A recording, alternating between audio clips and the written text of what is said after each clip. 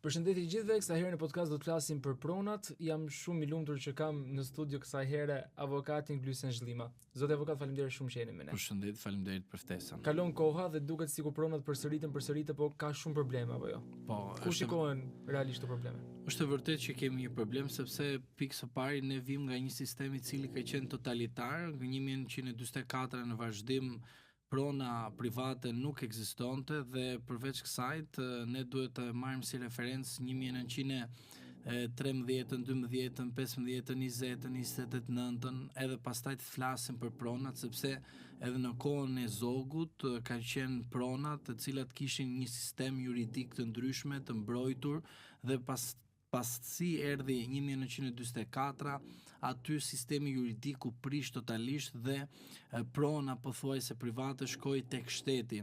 Dhe shteti ishte monitoruesi dhe do thoja administratori i pronës private. Dhe prandaj vim në 1990 dhe ligji ose ligjet e 1990 dhe erdhi për të përmirësuar gabimet e 1944-s.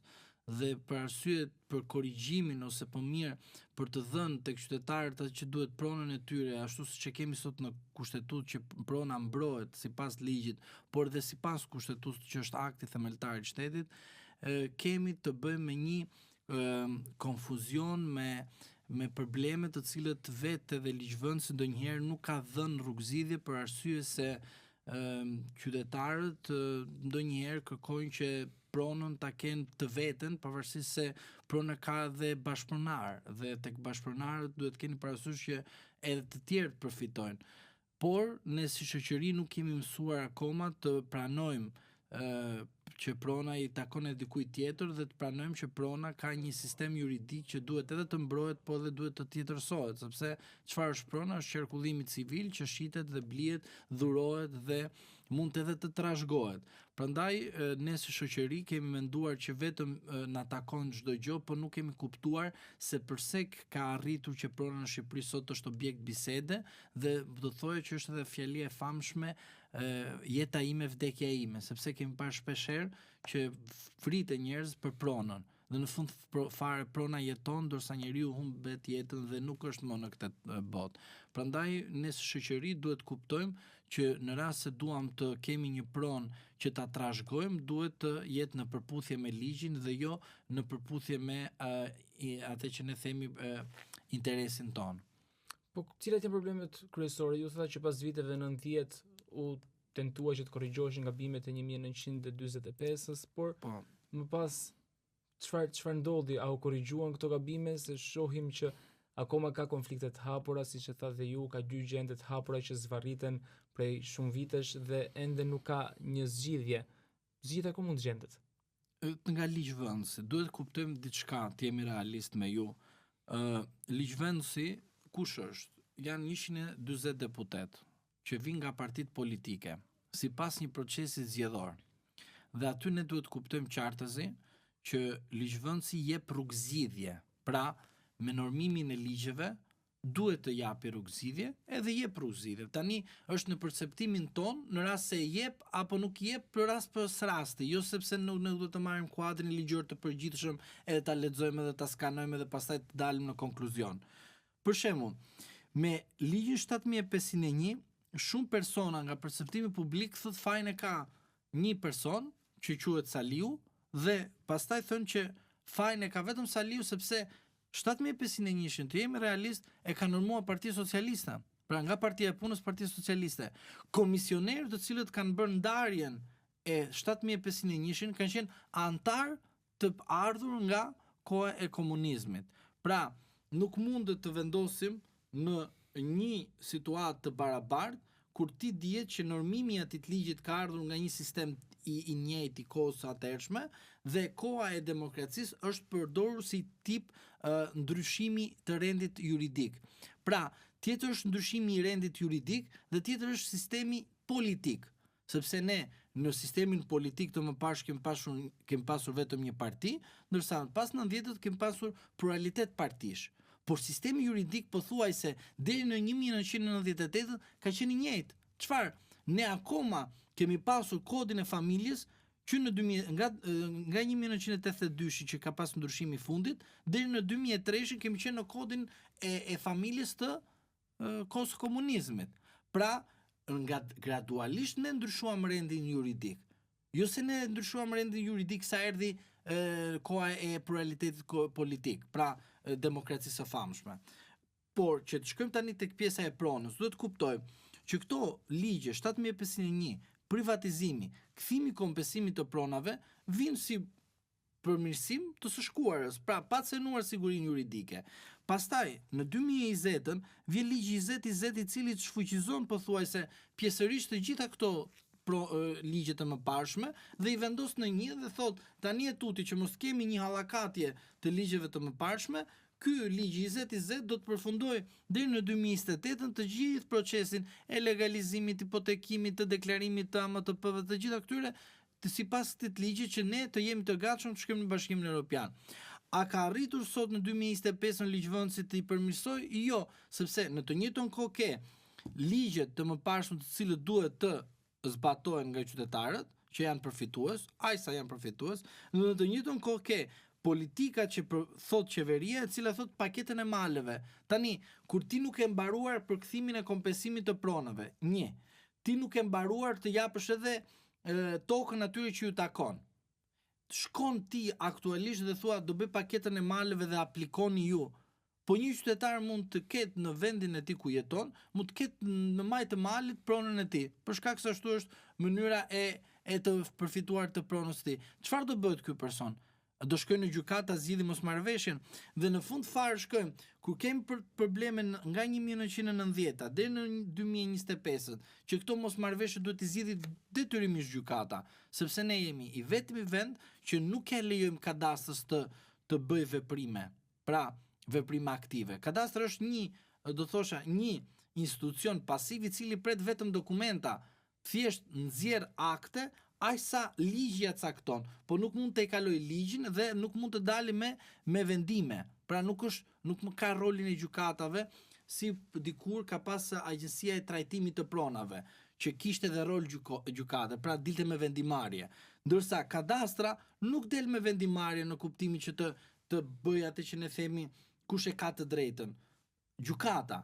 Pra ne e bërëm edhe një reformë të 2016 për gjykatën, për të përmirësuar gabimet edhe tek pronat për gjykatat, sepse atëherë thoshin që korrupsioni ishte ndikues për dhënien e pronave dhe të gjitha këto, dhe në fund fare vim në 2025 dhe kemi në gjykatën e lartë pa u shqyrtuar dosje që kanë të bëjnë me kthimin e kompensimit të pronave si në natyrë ashtu në aspektin e kthimit monetar. Pra do të thotë që ne çfarë bëjmë?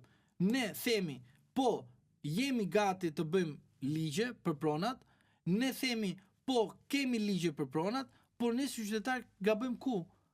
Nuk kemi ligje që të vinë dhe të pajtohen me interesin e qytetarëve. Po si merret interesi i qytetarëve? Nëpërmjet deputetit. Prandaj e çova kaq shumë gjatë që të kuptojmë. Deputeti normon ligje. Qytetari ku ka hallin nuk i drejtohet vetëm avokatit apo noterit. I drejtohet dhe deputetit. Pse? Sepse deputeti përfaqëson grupe interese. Kush është grupi interese? Do thotë në një zonë, në një vend të caktuar ka lindur një problem ligjor. Si zgjidhet ajo? Para se të shkojmë në gjykatë, në mënyrë ligjore nëpërmjet parlamentit që deputeti të flasë në kuvent dhe të kërkojë ministrit apo vetë të marrë iniciativë të propozojë rrugëzidhje të një projekt ligj. Pse bëhet kjo gjë? Që të lehtësohet edhe qytetari që në rast se përballet me një problem, nuk është i vetmi, po ka edhe të tjerë qytetarë që do përballen. Po të paktën të bëhet një grup i vogël i cili të ndërmirësojë të deputetit që deputeti të bëjë edhe interpelancë, por edhe propozim për të përmirësuar problemet të së shkuara. Sepse çfarë ndodh sot? Sot ndodh edhe kjo. I thua, kjo rrugëzidhje që kërkon ti kërkon patjetër ndryshime ligjore. Po gjykata nuk bën ndryshime ligjore. Kush i bën? Parlamenti. Prandaj them që në aspektin politik dhe juridik zgjidhja e pronës janë bashkë, njëra me tjetrën. Nuk është për shembull që ne themi për sa i përket pjesës politikës e ka për detyrë kryeministri. Po mund ta ketë aq sa mendon aty për programin e tij politik. Por ama qytetarët duhet të ndërgjegjësohen dhe të thonë që po kryeministri, politikanët duhet të propozojnë në parlament që nesër ato probleme që hasim në gjykata, që nëpërmjet ligjit duhet të i rregullojmë. Po nuk i rregullojmë dot sepse ne si shoqëri jemi mësuar që po ndërhyri politika, pra po i tham politikës bëj këtë gjë, atëherë ne jemi otomajtë të djathtë. Jo, nuk është e vërtet kjo. Pra, ti duhet si qytetar të kuptosh që ndryshimet në ligjin e pronës kalojnë përmes parlamentit. Ke alternativë tjetër? Bë çfarë të duash, por puna është në alternativë politike flas. Po në rast se do të japi rrugëzidhje ligjore për rastin e pronave, kalon në parlament, pra duhet të kuptosh që çdo gjë që ka të bëjë me pronat dhe jo vetëm pronat, për gjithçka tjetër kalohet nga parlamenti. Nuk të jep rrugëzidhje gjykata për pronat. Gjykata interpreton ligjin në favor të njërës apo tjetrës palë. Nuk ekziston në gjykatë që të fitojnë të dyja palët bashkarisht, të kemi të sigurte. Njëra nga palët është e dëmtuar pjesërisht. Po tani nuk flasim në aspektin material apo jo, por është e dëmtuar. Qartë, nga ana tjetër avokat ne shohim që ligji është ky që është dhe ju thoni ka problemet e tyre dhe të sajat që duhet të korrigjohet nga ligjvënësit, por nga ana tjetër a kemi ne probleme të brendshme ku flasin ne qytetarët, konflikte familjare që e cënojnë një pronë. Pra nuk bien dakord me njëri tjetrin dhe më pas shkojnë drejt rrugës së gjykatës pa u marrë vesh me njëri tjetrin paraprakisht dhe kjo krijon një kalvar tepër të gjatë më pas. Ndodhin këto raste? Po ndodhin, po ne nuk do dalim të edukojmë njerëzit se si do sillen, ne thjesht japim pak a shumë një informacion të përgjithshëm që po ka konflikte dhe për shkak se kanë konflikte njerëzit duhet ta zgjidhin në rrugë të durë ligjor që është gjykata. Por ajo që unë dua të parashtroj te ky është kjo, që ne si shoqëri a jemi gati të kërkojmë tek ligjvënësi që t'i përmirësoj këto duke imponuar ligjvënësit të bëjnë ndryshime që mos bëjmë konflikte familjare, sepse ajo që unë kam parë në kulturën tonë juridike, kush është gabimi? Pra, kur më dhem stomaku, shkoj tek dentarja, po shkoj tek ai që është i fushës, pra mjeku i përgjithshëm që është i parë që të takon që i thua problemin që ke. Ne çfarë bëjmë për shembull? Në vend të shkojmë tek avokati të na sqarojë se si bëhet tjetërsimi një prone, në vend të shkojmë tek avokati të kërkojmë na thuaj tek kontrata që ne do bëjmë një kontratë, të mbrojmë interesat tona. Si duhet i mbrojmë? Të gjithë shkojnë tek noteri. Dhe e di kur vin tek avokati. Vin në momentin kur avokati do të çojë kërkesë padin me objekt pavlefshmëri absolute të veprimit juridik, kontratë, dhurimit, tjetërsimit, çfarë do doni ju të vendosni, tek noteri X. Pra, ti shkon tek noteri, ku ndërkohë palët, ose ato të cilët janë palë, ose ato të cilët nuk janë palë, do shkojnë të godasin me objekt padin veprim juridik që ti ke bërë tek noteri. Pra, fillimisht qytetarët shkojnë tek noteri dhe jo aty ku duhet tek avokati. Merr informacion tek avokati, pasi të marrësh informacion nga avokati, në fund fare i drejtohesh noterit. Dhe nuk shkojmë tek noteri dhe të këshillon noteri, se në fund fare të duhet avokati. Kjo është kultura e gabuar që kemi në shoqëri dhe këtë nuk e përmirëson dot ligjvënësi. Në ligjvënësi ka vendosur rregullat të kodi i familjes, të kodit civil, të kodi penal, pastaj ne si shoqëri duhet të kuptojmë se si duhet ta zgjidhim problemin. Dhe prandaj thash tek rasti konflikteve, nuk është se ne duhet të dalim të bëjmë edukatorin, por një konflikt është më mirë ta zgjidhësh duke parandaluar, jo duke shkuar tek vende të cilët nuk do t'japin rrugëzidhje dhe madje ato vende do t'japin edhe acarim sepse do thotë, se bëri mirë avokati jot. Kundërkohë, veprimi juridik është bërë tek noteri. Tani ç'lidhje ka avokati tek veprimi juridik ku e ka sipas ligjit të kodit civil noteri për të bërë tjetërsimin e pronës. Kur flasim për pronat, gjithmonë tjetërsimi bëhet përpara noterit, pas 1995-s, vetëm te noteri. Thënë këto avokat, noterët kanë bërë shumë gabime trashanike. Që bien në kurrizin tuaj më pas.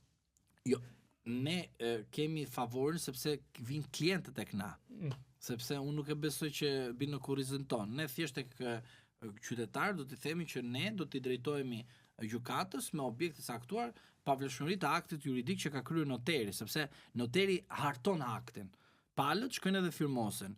Tani, noteri nuk vjen në proces, por Gabimi i noterit që nuk ka lexuar ligjin në kuptimin që të thotë unë nuk e bëj këtë veprim juridik, sepse unë sipas ligjit, sepse noteri ka edhe njohuri juridike, thotë nuk e krye këtë veprim. Pse? Sepse palët nuk do të përfitoni. Thjesht do të jetë një veprim fiktiv. Çfarë ndodh sot? Nga 1995 apo ju them, ose nga 1999 apo ju them që e kam me shifra konkrete, dhe deri në 2024, se jemi 2025 tani, shumicën e rasteve që keni në përgjykata keni pavlefshmëri akti nga noteri. Tani lind pyetja. Okej, ligji noterisë 94 ka pasur gabime. Po si ka mundësi që në 2018 që ka ardhur një ligj i përmirësuar me paketën e reformës së mashtrimit dhe këto me radhë. Dhe ky noter ka marrë edhe një kualifikim, si që ka trajnuar dhe ka avancuar. Pse ky noter bë gabime? Sepse ty të lind kureshtja që gabimet ka ndodhur pas 94-s, sepse ka qenë ligji noterisë, hajde merr praktikën gjyqësore në 1999 sepse e ke më të kualifikuar dhe kupton pak a shumë statistikat. Dhe shkon në 2024 dhe thua, po mirë, reforma e parë e noterisë 94. Reforma e dytë e noterisë 2018. Po pse na dalin shifra që noterët që kanë ata të cilët shkelin ligjet për të përfituar aktin konkret, që është veprimi juridik që të marrin lek, se noteri merr lek të drejtë për së drejti, nëse ne prit dalim vendimi, prit përfaqësohet, prit filloj gjyqi, kemi një situatë që prit derisa të vi leku. Nëse noteri baror juridik, baroj e çon ai e regjistron me vlefshmëri e regjistron ai në kadastër. Sepse kemi edhe diçka tjetër ne që duhet ta përmirësojmë në aspektin juridik flas, që kontrata e shitblerjes mos të ketë fuqi ligjore në momentin kur nënshkruhet. Se ky gabim është fatal që ne e kemi në Shqipëri. Jo, duhet ta heqim në si term kjo. Sepse në rastin konkret ne e përfitojmë një pronë në momentin kur nënshkruajmë kontratën. Por në rastin konkret, pala e dëmtuar nga nënshkrimi i kontratës ka të drejtë të shkojë në gjykatë dhe të kërkojë në dita kur ti e ke nënshkruar kontratën, të shpallet pavlefshme kontratën dhe në ai moment palët të kthehen në gjendje fidestare. Pra, secila të ketë atë që i takon. Pra, atë që i takon të përpara. Dhe prandaj them që ne duhet të kemi një kulturë juridike, nuk duhet të trajnojmë të gjithë në aspektin juridikisht, por duhet keni parasysh ju që ne ligjvëndësi e ka normuar që ai që përjashtohet nga përgjegjësia penale është ai që ka çrregullime mendore, po të gjithë ne qytetarët e tjerë duhet ta dini që duhet të kemi njohuri nga ligji. Në rast se nuk kemi ne, duhet shkosh tek njeriu apo stafat që ta jep këtë njohuri, që është avokati, është juristi, po jo noteri. Dikush do thotë pse po bë luftë noteri? Nuk po bëj luftë noteri, sepse tek avokati vjenin për veprimin që ka bërë noteri. Nuk vjen tek avokat për veprimin që ka bërë një avokat tjetër. Pra, sepse unë shikoj vazhdimisht që thënë avokati e ka fajin. Për çfarë ka avokati fajin? Që noteri ka bërë marrëveshje ku e di unë çka ka bërë para 20-30 vite që atë ka qenë rrumpall. Jo, tani është mirë, po. Ka qenë një rrumpall e pa kontrolluar. Dorsa tani është e monitoruar edhe të paktën e di, por edhe kur e di në 2018 nuk marrin masa ndaj noterit. E dini edhe ju këtë. Edhe bëjnë loja, qoka, djathtas majtës. Prandaj them, ne si shoqëri duhet të krijojmë kulturën e dur. Çfarë? Ti do të shkosh tek avokati fillimisht. Tek akti notarial që është kontrata tek noteri, ti mund të thuash që unë dua të fitoj kaq përqindje. Ai tjetri dua kaq përqindje. Nuk e përcakton noteri. Palët negociojnë dhe arrit marrëveshja. Sepse këtu çfarë ndodh? Shko tek noteri, firmos ti te kontratat e sipërmarrjes. E dini çfarë ka ndodhur? Kjo është ataja më e madhe. Te kontratat e sipërmarrjes kanë thënë shkova firmose te noteri. Po çfarë firmose? Atë që kishte kërkuar kompania. Pra interesi jot u konvertua te kompanisë. Noteri ka kontratë me kompaninë dhe ti del humbës aty. Pse? Sepse noteri ka qenë i kontraktuar nga kompania. Ti po çfarë shkove dhe pronën tënde? Dhe vjen nesër te avokati dhe thua dua të shpallën pavlefshme ose dua të konstatojmë përfundimin e kësaj marrëveshje në mosmarrëveshje për shkak se pika 1 2 3 4 u bë në kurrizin tim. Po m'fal, po ti e ke nënshkruar bashkë me të tjerët tek noteri kontratën. Pra ti nuk e din çfarë ke nënshkruar. Pra ti nuk e di çfarë interesi ke. Pra cila palë ka interesin e vet. Dhe këtë gjë nuk e din qytetarët. Dhe çfarë thënë? Fajin e ka avokati. Pse ka avokati? Se të çon në gjykat. Po ti e kërkon avokat se fund fare në gjykat do ta zgjidhësh mosmarrveshjen. Jo do ta zgjidhë avokati. Avokati thjesht interpreton të drejtën tënde sipas legjislacionit dhe në fund fare gjykata jep sipas të drejtës mbi palët në peshore. Pra mat ato që ne i themi, si është ajo fjali e famshme në e drejta romake që thot palët çojnë faktet në gjykatë dhe gjykata i thot ligjin. Dhe gjykata na thot në fund fare, pranohet, rrezohet pjesërisht apo tërësisht. Dhe ajo që unë shikoj vazhdimisht është që ne si shoqëri mësojmë që t'i themi fajin e ka x i tjetri dhe nuk e shikojmë veten dhe themi, ore mos e kemi në fajin sepse nuk kemi kërkuar ashtu siç duhet informacion, apo kemi shkuar tek mjeku i gabuar dhe pacienti vdiq, dhe në rastin konkret jemi në këtë situatë shoqëri që pacienti ka vdekur dhe ne kërkojmë ta ringjallim. Pse? Sepse i kemi dhënë ilaç që atit nuk duhet ishte dhënë dhe përfundoi. Prandaj ne si shoqëri duhet të mësojmë që po, çdo gjë ka një normë, çdo gjë ka rregulla, sepse duam të jetojmë në një vend të zhvilluar dhe nuk mundesh ti të shkosh në Bashkimin Evropian pa kaluar fillimisht tek zgjidhja e mosmarrveshjes së pronës, sepse prona kërkon kulturë juridike, kërkon kulturë politike dhe kërkon edhe qytetari që të kuptojnë qytetarët çfarë po bëjnë. Se nuk e ka fajin avokati kur ty noteri ta ka bërë gjomën. Sepse duhet të jetë pak më thjesht mesazh të kuptojnë noteri ta ka bërë gjomën, nuk ta ka bërë ose gropën, nuk ta ka bërë avokati. Sepse e them këtë për të mbrojtur edhe profesionin tim, sepse profesioni jonë është gjithmonë i ndikuar nga kish informimi. Në rast se dikush avokat ka zgjedhur mos të jetë avokat dhe të jetë sekser, më fal, shoqëria e ka gabim, një pjesë e shoqërisë ka që kur shkojnë tek avokati kërkojnë sekserin dhe jo avokatin. Pra të bëjmë dallim midis njërës dhe tjetrës. Po ka ndodhur korrupsion, po ka ndodhur denoncoj korrupsionin të marrën masa, po jo një korrupsion i cili shiko pas 100 vitesh po ndodhi korrupsion dhe jo, korrupsion kapet në flagrancë dhe kapet kur ti më jep lekët mua. Nuk kapet korrupsioni ashtu siç mendojnë të tjerët, që korrupsioni kapet pasi ti me një tjetër të bësh marrëveshje se si të groposësh tjetrin. Ky nuk quhet korrupsion, ky quhet groposje. Prandaj që ta konkludoj rastin e pronës në pjesën e kulturës, e konfliktet dhe gjitha këtyre, ne shoqëri duam kohë akoma të ndërtojmë dhe të krijojmë kulturën juridike dhe politike për mosmarrveshjes së pronës. Duke referuar rasteve tuaja që keni pasur gjithmonë në punën si avokat, cili ka qenë absurdi më i madh që keni dëgjuar? Tani vërteta është që ka shumë raste, po për shkak se unë nuk dua të shprehem te klientët e mi sepse i mbroj, ose dikush do të thotë që na për mua e ka. Unë do ju them që ne si shoqëri kemi shumë probleme dhe nuk i zgjidhim. Dhe në rast se ne duam të shkojmë të zgjidhim si probleme, nuk është se i bëjmë drejt për së drejti mirë vetes tonë. Për shembull, ka raste që mund të zgjidhen me ndërmjetësim për shembull, të cilët janë të lehta për të dyja palët.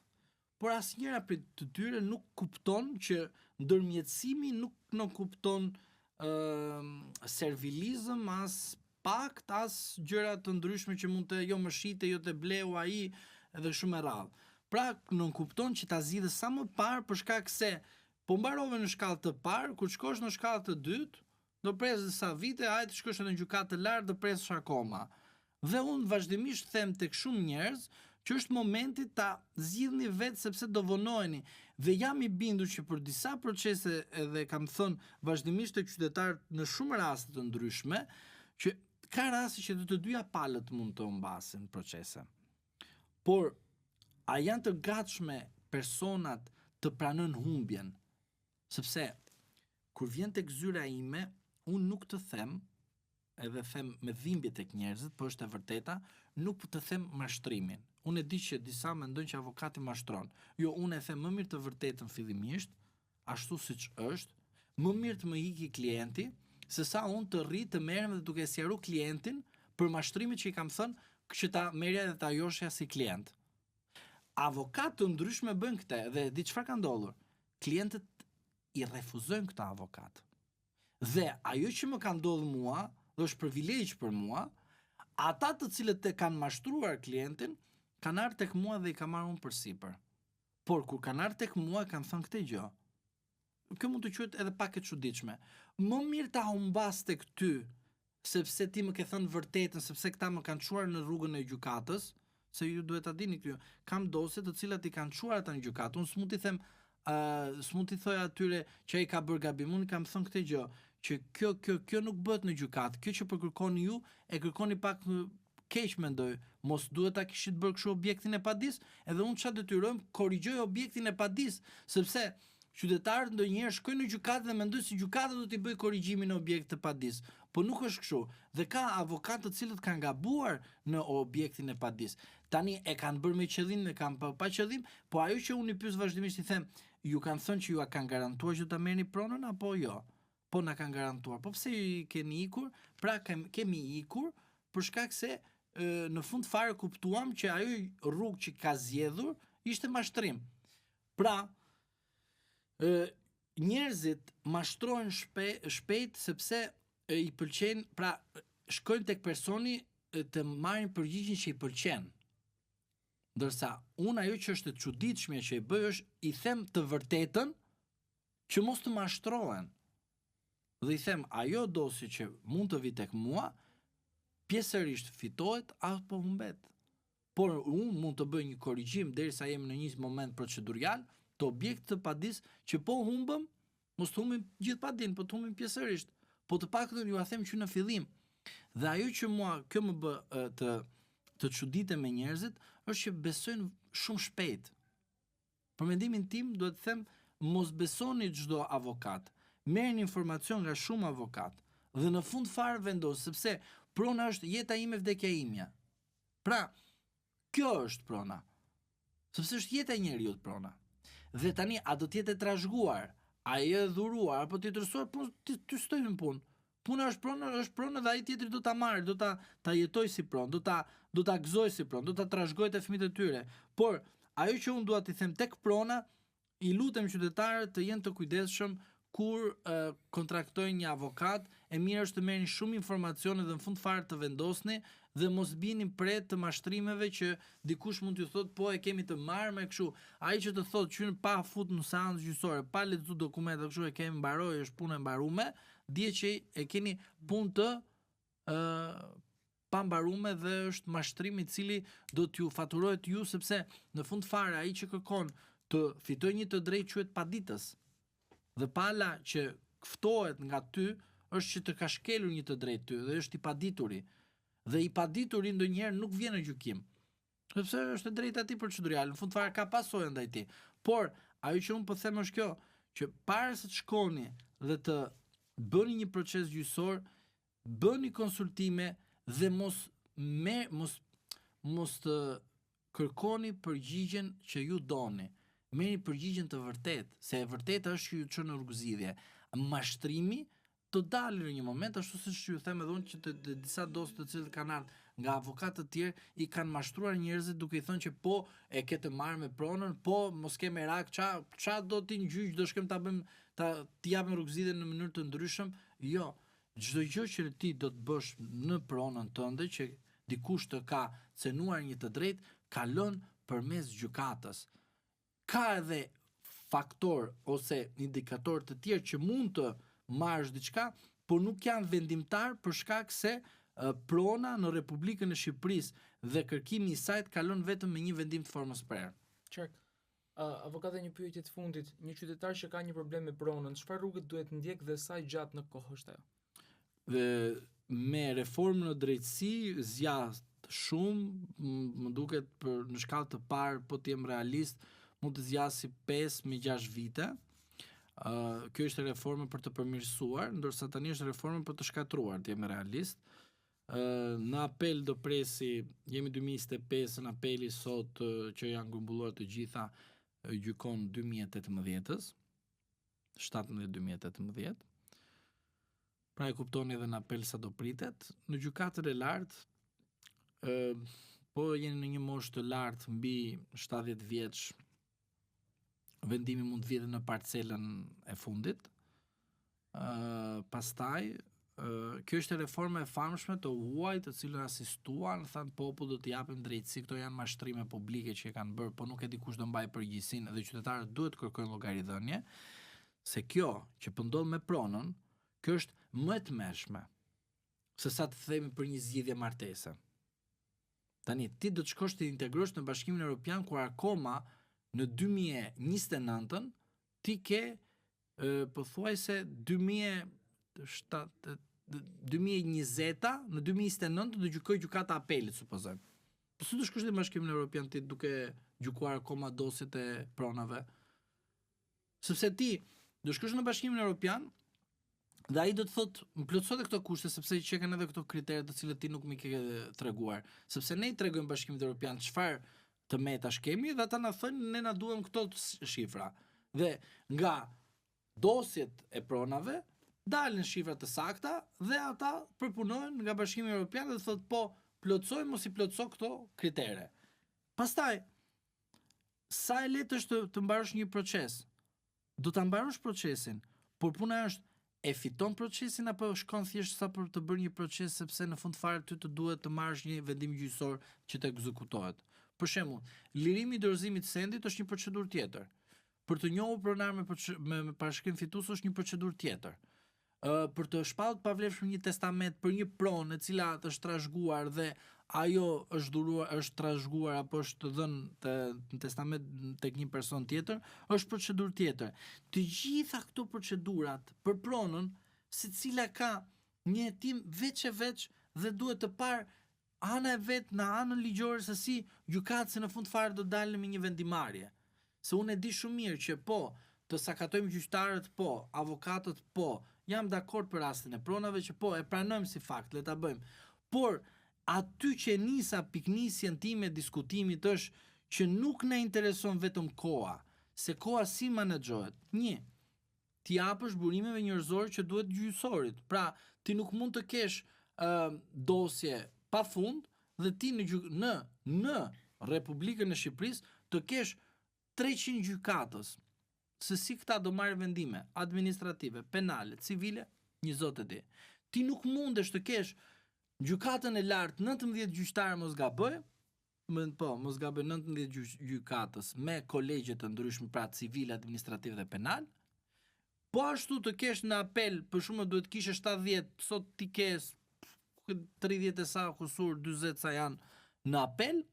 Pra, ti që të shkosh dhe të dalësh me një konkluzion, kur mbaroj unë për rastin e pronës ju them, ty të duhet ndërhyrje patjetër kushtetuese dhe ligjore, që të thuash, zotëri, bëre një reform, të kjo reform pe që ti shtove, pra aty në vend të zhvilloje proceset, ti të shtove. Qa do të bësh tani?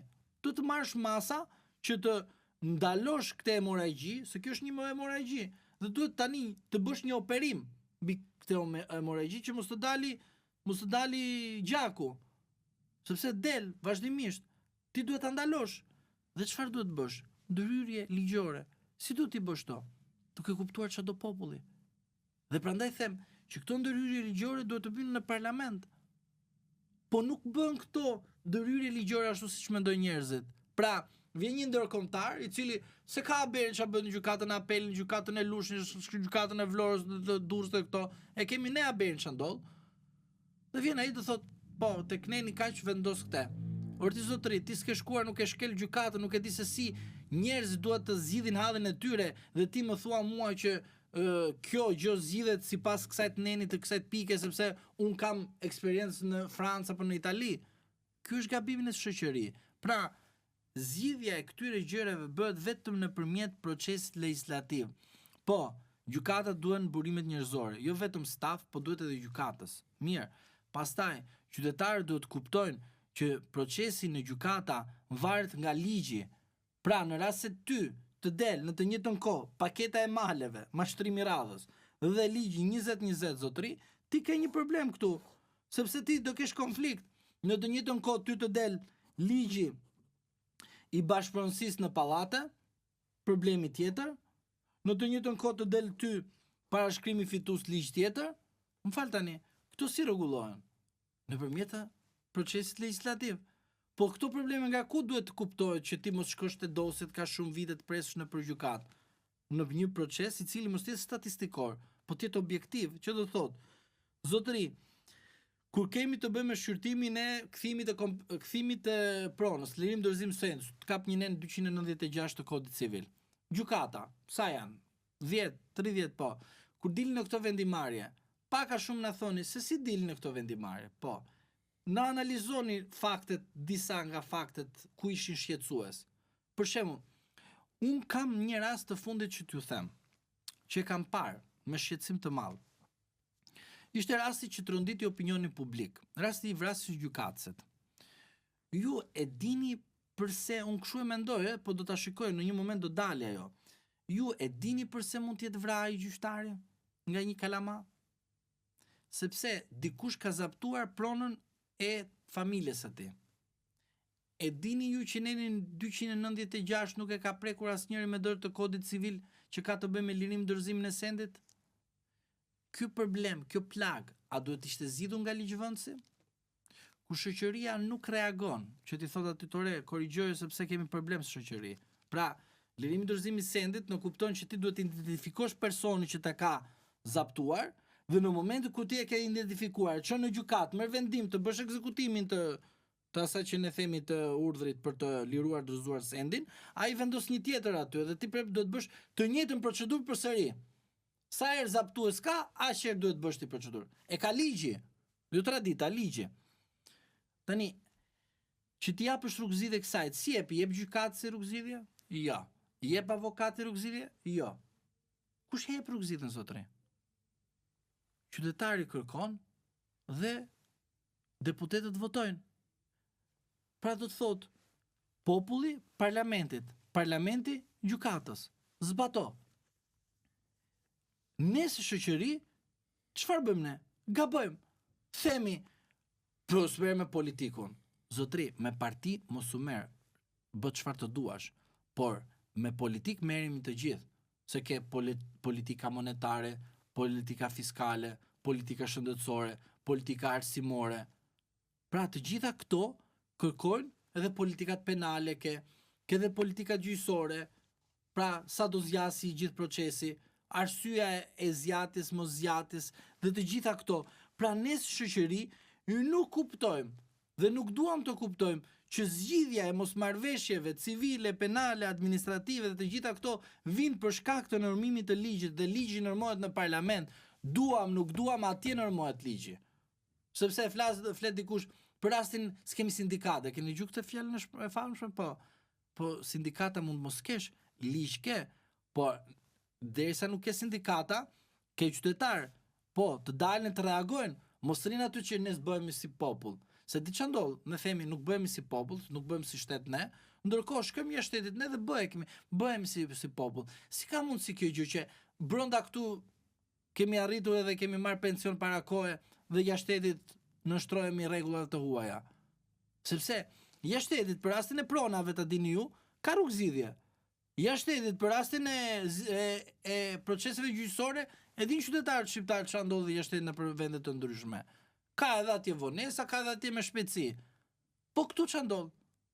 Rrof partia dhe asgjë, nuk reagojmë si shoqëri. Pra do thot, problemi nuk është tek dosja sa do të zgjasi. Problemi ne si shoqëri imponohemi ligjvendësit që t'i themi zotri, do normosh ligjin në favor të shoqërisë. Jo të normosh ligjin në favor të pushtetit ekonomik. Dhe jo të normosh ligjin në favor të disa interesave të tua, të cilët ke ti që të ndalojnë shoqërinë të reagojë. Prandaj, prona nuk është thjesht kulturë juridike. Nuk është thjesht vetëm e drejta e pronës është e imja dhe mbaroj. Janë bashkangjitur kultura juridike, kultura politike dhe mosmarrveshja të arrihet në kuadrin e duhur legjislativ, sepse ti çfarë ke për 20 vjeçarin apo 10 vjeçarin të ardhshëm? Bashkimin Evropian. Si do shkosh ti në Bashkimin Evropian? Me gjitha të dosje, kur ti në buxhetin e shtetit duhet dish që përfituesi më i madh është ai i cili ka kthimin e kompensimit të pronave, të cilët i duhet detyrosisht 8.000 dhënë lekët. Sepse ai do ta marri vendimin e gjykatës tënde këtu, e do ta çojë jashtë shtetit dhe do thotë shteti shqiptar nuk bindet ndaj vendimeve ose ligjeve që nxirr për pronën. Pra do thotë që ne si shoqëri duhet edukohemi, të marrim kulturën e dur dhe të dimë se si të adresojmë problemet tona. Nuk ka favor asnjë subjekt politik, po ne nuk u zgjuam, ti trokasëm dhe të themi zotëri, zgjidhe, nuk e zgjidhe ti, ndëshkohesh ik, nuk ka nevojë të fus në burg. Ndëshkohesh zotëri, nuk të votoj, sepse më ke mashtruar ti kur erdhe në 90-ën, po. Më erdhe në 95 më mashtrove, erdhe në 2000 më mashtrove, erdhe në 2005 më mashtrove, erdhe në 2009 më mashtrove, erdhe në 2013 më mashtrove, erdhe në 2017 më mashtrove, erdhe në 2021 më mashtrove, erdhe dhe në 2025 më mashtrove. Tani fal, njëherë bësh viktim. Unë nuk e di atë që vazhdimisht viktimizohen, sepse pastaj më pëlqen. E ke kuptuar kur të dhunon ndonjëherë dikush, njëherë bësh viktim reale. Pastaj në rast se ty të pëlqen të dhunosh vazhdimisht, atëherë quhet diçka tjetër në këtu, mos ta hapim se diskutim. Se pastaj na thënë që akuzoni viktimat. Por ne si shoqëri nuk mund të bëjmë rolin e viktimave kur ndërkohë ne kemi atë që kemi autoritetin më të lartë që ne vlerësojmë që është vota. Prandaj fjalia ose pyetja juaj për sa i përket sa kohë do zgjasë nuk është absolute, pra nuk mund të them po jo. Ose 2030-ën, jo 2040-ën. Jo, a kjo kërkon do thoja një përqendrim absolut flas, të popullit. Në rast se politika punon për veten, është momenti që populli punon për vete. Po si, në një sistem demokratik zotëri, do kalosh nga parlamenti. A të pëlqen ty, nuk pëlqen, ky është parlamenti. A më pëlqen mua gjykata, nuk më pëlqen mua gjykata, po vendimarrja e gjyqtarëve unë do t'i ankimoj. A më pëlqen ajo që kam përpara syve në gjykat, që shikoj që shërbëtoja regjimit, po, në publik do ta them. Edhe aty po kam aftësinë do t'ja them, a shërbëtoja regjimit. Po në fund fare do ta kundërshtoj do bëj ankim në gjykat, që nuk jam dakord me vendimin e saj ose të atit. Por ky është sistemi. Pra, ajo që unë dua të them të qytetarët, mos mendoni ai të fjalinë e famshme që themi vazhdimisht, fajin e ka sistemi. Po mirë ti ku je? Fajin e ka gjyqësori. Po mirë ti ku je? Fajin e ka politika. Po mirë ti ku je? Sepse është shumë e lehtë kjo. Reforma në drejtësi. Po ti ku ishe që ti thoje këtyre të reformës së drejtësi që sollën gjithë ato dosje? Sepse ç'a ndodh me reformën? Më thuaj kur ta mbaroj sepse mos ta zgjas shumë. Jo më thuaj të thjesht ti zotëri ku ishe më zotëri ti? A kërkove reformë në drejtësi? Po. A e pe tani që zgjat kjo? Po. Tani ku ishe ti? Ku je ti më qytetar që kërkoj të heqim këta të korruptuar? Hajdut të gjithë. Por zotëri, e di shumë mirë që mua për avokat mund të më them sekser, hajdut, ç'a duhet të shpirtit ty? Po jo çdo gjë që shkëlqen është flori. Do ta provosh. A është apo nuk është? Dhe kur ta provosh, nuk mund të merresh ti me referencë i vura prangat, ky quhet i dënuar. Sepse është imazhi spaku, ta kupton? Pra, është spaku dhe thjesht ne çfarë bën? Ne si shoqëri, ne shikojmë që i vurën prangat njëri prokuroria.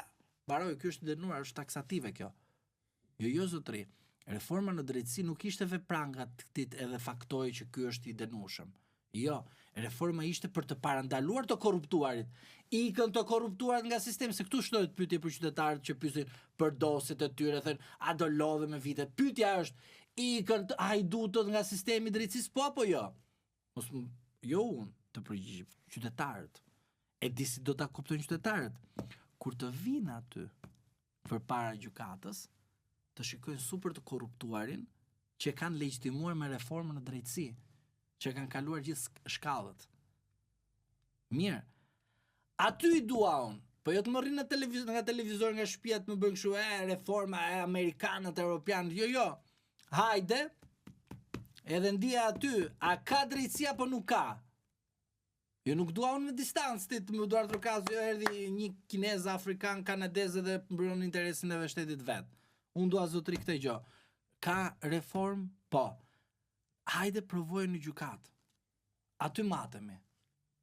Unë jam avokat, nuk kam hallin tim, a kupton? Unë hallin e qytetarit dua të jap një rrugëzidhje sipas të drejtës. Por kjo që sa kohë do presun, edhe unë çaj them në njëri them pa. dil jashtë, doli. Lartë ç'a thot? Avokat. Po pse ke pa thot gjykat? Sepse ti s'ka tek mua për më të thonë unë sa do zjasit procesi. Se po ishte i thashun të dalun tani me vendim, se dikur dilin me vendim, kur dishin disa vendime falsifikuara, dilin disa qoska djathtas majtas, edhe dilsh me vendim. Vullat e njom dikur, ne jemi të vegjël, po thjesht na i ka mësuar këto të vjetrit. Pra, po t'jemi në atë kohë, po mundet kishte ndodhur. Po jemi në një situatë tjetër që unë mendoj t'jem realist tek ju, që ne si shoqëri nuk do të pyesim sa do zjasin gjyqet, sa aty kemi humbur, ne do të kërkojmë. Ata mashtruesët që na thanë që me reformën në drejtësi do zhdukim hajdutët, do zhdukim të korruptuar. A ikën të korruptuar nga sistemi i drejtësisë tyre? Se di. Prandaj mbetet për t'u parë. A janë apo jo? Po jo, nuk duhet ta shikojmë në distancë. Duhet ta provojmë. Si punë edhe atyre të thethit. Kur na pëlqente që shteti na lente rumpall, sepse interesonte vota, asnjëri s'fliste. Ne do bëjmë, ata nga Gjermania na kërkojnë lek, na bën. Edmani men, besoj, se 3 ditë zjat lajmi. Kur erdhi pastaj tha, mirë, votën ja mora, po tani do të përdorim ligjin, sepse kemi edhe ligj këtu këtë vend. Si jemi kështu ku the Çameti, se po shkojmë në Europë. Aktivizua ligji dhe i shem gjithë shtëpiat. Del ai që tha lekët japin në Gjermani, çem lek në Gjermani, edhe ç'a tha, s'bët më ky vend. Po mirë më, jo tani është që bëhet ky vend. Pse? Se ti kur ishe në marrëveshje me atë tjetrin, ja dhe votën atit. Dhe tani pse të erdhi flakat e dera, nuk bëhet ky shtet. Jo, bëhet ky shtet. Po sepse ti, jore viktim, bashkëpunove me autorin që ta solli flakën të shtëpia. Dhe kur të erdhi flaka aty të dera, se të dera tjetri thoya, se erdhi mua flaka, s'më interes mua. Të erdhi dera aty flaka s'kishe tub. Mi që s'kishe tub, po s'kishe dhe ujë. Pse? Se ja bërë lavazh atit nga 2013 deri më sot ja ke bërë lavazh. E duke e pastru. I ndodh një skandal e pastron. I ndodh një ata e pastron dhe fund fare ç'a bën ti? Lavazhierin. Prandaj them që nuk është dhe nuk duhet të bijem në lojën e asaj që bjen vazhdimisht. Fajin e kanë statistikat. Jo zotri, unë ju garantoj juve, duhet të them në mënyrë të drejtë dhe pas një ndrojtje asgjë, të korruptuarit zotri nuk të kanë ikë nga sistemi. Korrupsioni është sofistikuar. E di çfarë do thotë korrupsioni i sofistikuar? Është më i tmerrshëm se ai rumpallës që ka qenë me plepat një.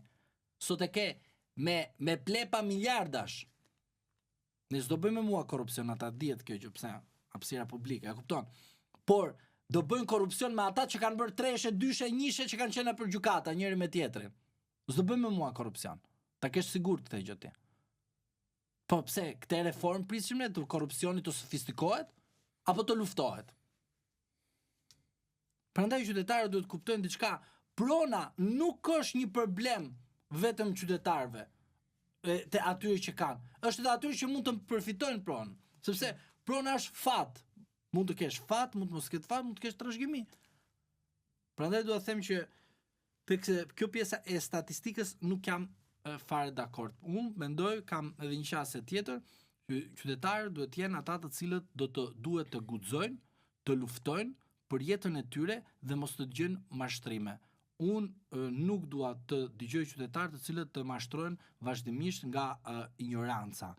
Ignorancë mund të kemi të gjithë, sepse ignoranca çfarë është? Pa dieni. Pra, nëse je ignorant, unë mund të jem ignorant. Ç'a bëj? Hap librin, lexoj. Në rast se nuk e di, pyes. Dhe them, është kështu? Po nuk mund të justifikojmë me ignorancën dhe ignorancën ta heqim nga fjalia e gjuhës shqipe, ajo që them i padituri, dhe të vazhdojmë me ignorancën e një fjale banale që mund të thuhet në aspektin të ulës një person. Prandaj duhet ne si shoqëri të kuptojmë, a duam të shkojmë drejt Bashkimit Evropian, apo duam të justifikojmë që ne nuk do shkojmë në Bashkimin Evropian, po duhet të bëjmë vdekje, duhet të vrasim vëllezërit, motrat, gjithë këto, sepse duhet të krijojmë statistika dhe në fund fare ai që duhet japi rrugëzidhin që është ligjvënësi, nuk e bëjmë sepse nuk na mban. Dhe pra, në vend të marrim llogaridhënie ti kërkojmë ligjvënësit, shkojmë edhe vrasim kushërinë, vrasim të gjithë familjen për një gjë që cila ka rrugëzidhje shumë të lehtë. shkojmë vrasim gjyqtarin kot, që ka një rrugëzitje shumë të lehtë.